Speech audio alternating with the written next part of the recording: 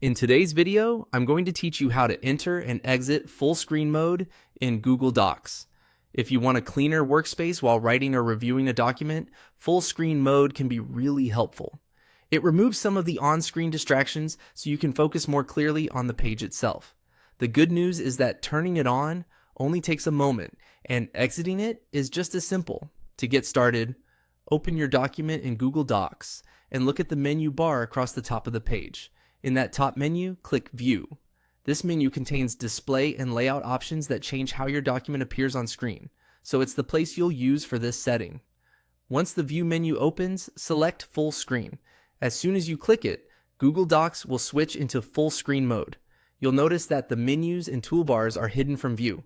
This gives you more room to work and lets the document take up more of the screen, which can be especially useful if you're reading, editing, or trying to concentrate without extra visual clutter.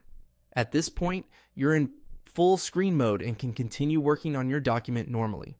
Your content is still fully accessible, but the interface is simplified so you can stay focused on the document itself. This can be a nice option for longer writing sessions or whenever you want a more distraction-free view.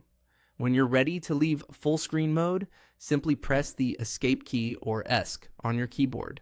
That will exit full screen and bring back the menus and toolbars at the top, so you can return to the normal Google Docs view and access all of the standard controls again. If pressing ESC doesn't seem to work right away, just make sure your document window is active and try again.